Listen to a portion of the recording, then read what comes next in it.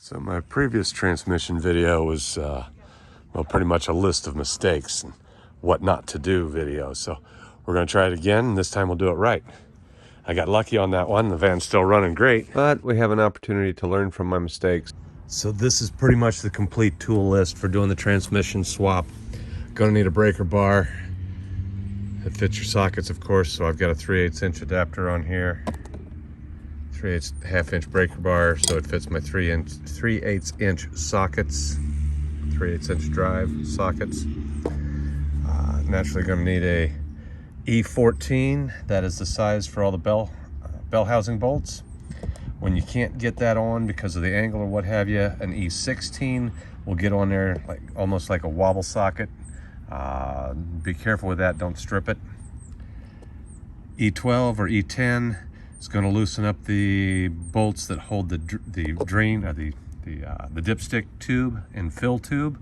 So you need to pull those bolts out or loose to move that tube out of the way. 7mm socket, we're only going to need that for the connector on the conductor plate. If you're swapping transmissions, surely you're going to put a new connector and filter and new fluid in it, so you need this for that. 10mm, only time we need that is to disconnect the battery and to reconnect the battery, because we will be disconnecting the starter and we don't want that live. The mount on the starter, the 12 volts on the starter is a live connection. We don't want that bumping into something and shorting out. It's the unfused circuit, so we definitely don't want that to short out and cause a big battery problem or weld something. 13mm socket. I'm going to need that a couple of places, including the bolts that hold the torque converter to the flywheel.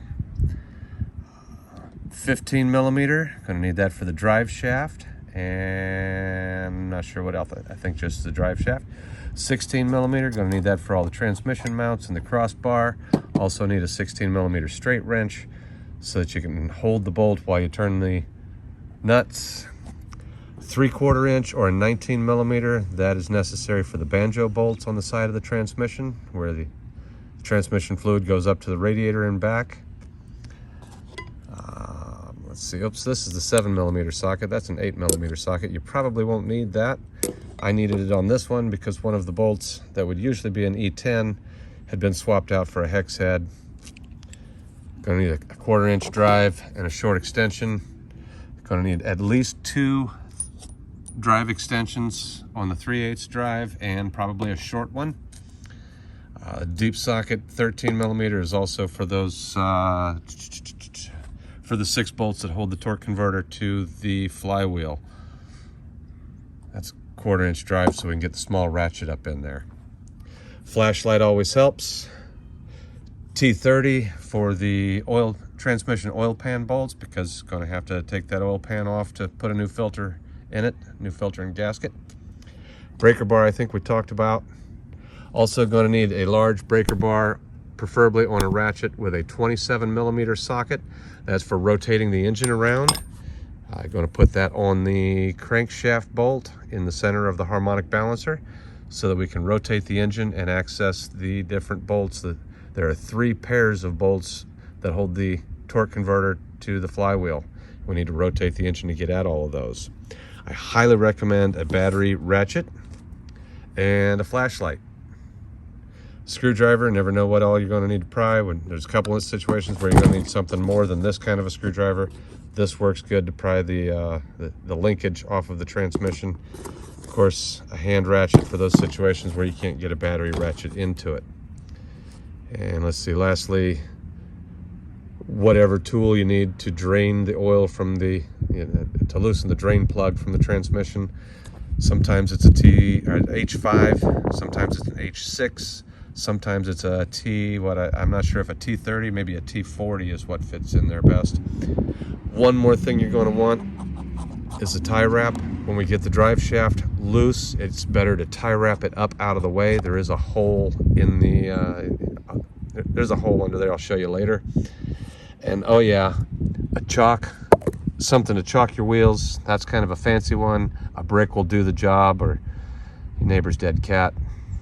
Anything that will stop the van from rolling And of course you need a jack. Now I bought a transmission jack adapter, but of course it doesn't fit on any of my jacks, so I made my own. Flat piece of plywood, probably better than what I was buying on Amazon for $70 anyhow, because with this I could slide the transmission around on it, especially once it got oily. That transmission just slides around as however I wanted. So that worked out well. Cardboard to slide underneath the van, of course. And here we go. Disconnect the battery. We have to unbolt the starter. We'll have a live wire down there if we don't disconnect the battery, so take care of that right up front. Since we will be disconnecting the drive shaft, next step, make sure the van doesn't roll us over. Don't want to hurt myself. And we're going to drain the fluid because there's no sense in manhandling all that extra weight. There's a H5 hex key.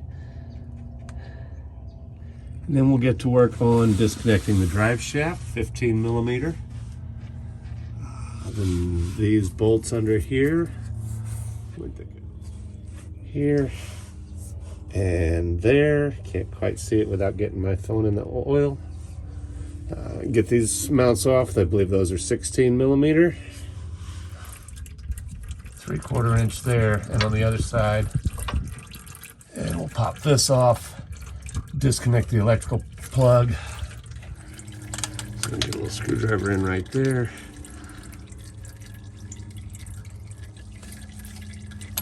Pop that guy off, then come back here and push that out.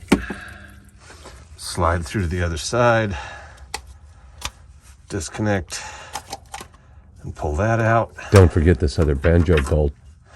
It looks like the tow truck did a little number for us here and bent this up, making that bolt inaccessible. So I put a ratchet strap on here and hooked it to the trailer hitch. We're going to straighten that out.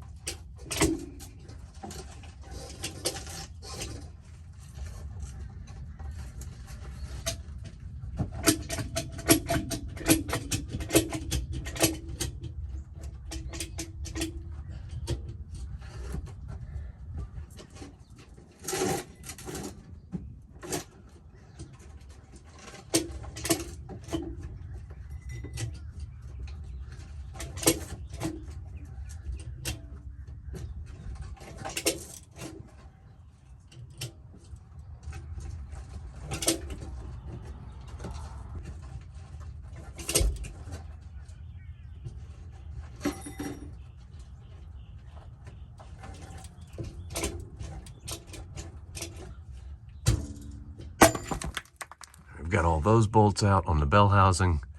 Got the fluid lines disconnected. 16 millimeter bolts taken out of here. You do need a 16 millimeter wrench on top to hold the bolts. Just drop the nuts off for now. They're not coming out because this plate was so bent up. But we're going to take that whole plate down to drop the transmission. Just wanted those nuts off first because they can be a real pain when this isn't connected to a van. Now we've broken these bolts loose with a breaker bar at both ends. These 15 millimeter bolts are all taken out here, and we're going to tie that up. There is a hole right here in this flange.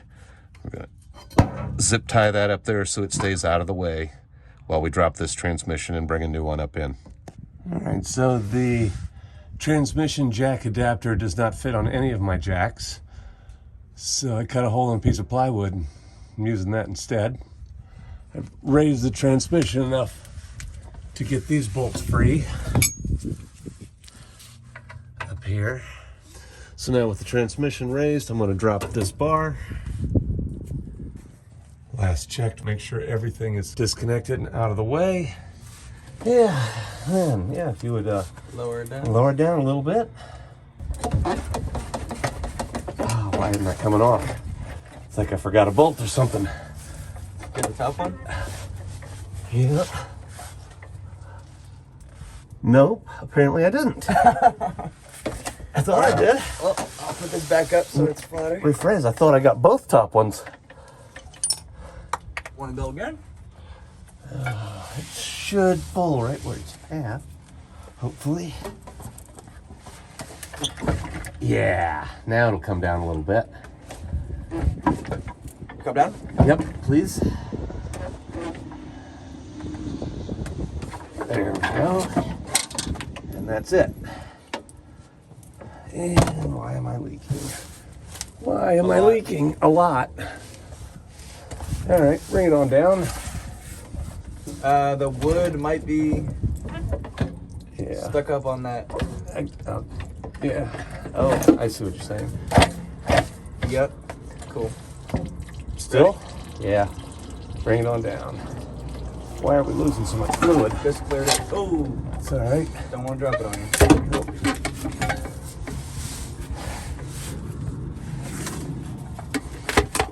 It's always good to have a friend come by and help you. Matt is taking the torque converter bolts out so we can pull that torque converter off and replace that as well. Right at the torque converter, you can see these jut outs. There's 3 of them. Go a little bit more. You want it to line up right with this opening. Keep going. Right there. That's going to be good for 1 bolt. Yep, I can feel it right in there. Yep, you're clear now. There we go.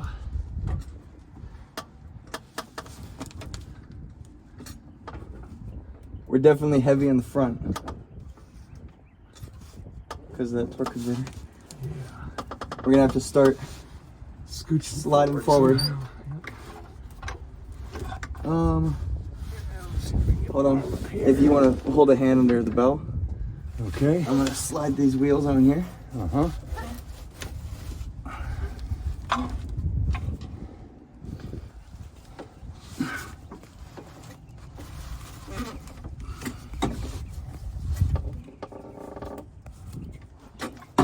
We're getting very close to the drive shaft. It's all right. We can hit the drive shaft. That'll make things tip the way we want it to. As long as we're not hanging up on lines over. Oh, I'm hung up on a line over here. Shit. I gotta swing it out Ready, anyone? and around. There we go. Now that line is out.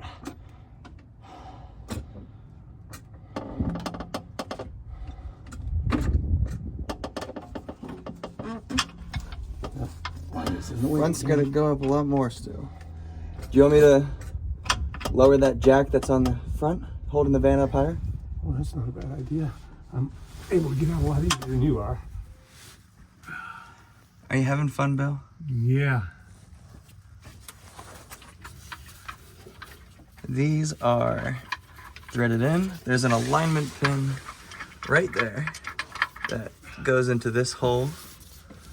You can see it's just lined up. The transmission and engine just need to be pulled together. But since we have it pretty much aligned, we are just gonna pull it together with the screws.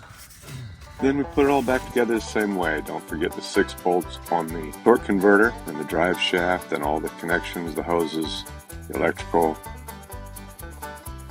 Got to put this bar back under there. Mine was bent. Yours shouldn't be, so that'll fit nice. Don't forget the banjo bolts, both of them. There's the electrical plug. We have separate videos on transmission service. I assume anytime you're going to put a transmission into a van, unless you know for sure where that transmission came from and how it's been treated, I would definitely put a new filter, fluid, and electrical connector on it. And finally, we're going to take the wheel chocks out of there before we try to drive it out of the driveway. Haven't done that once. It's disturbing. And of course, we're not going anywhere until we hook the battery back up.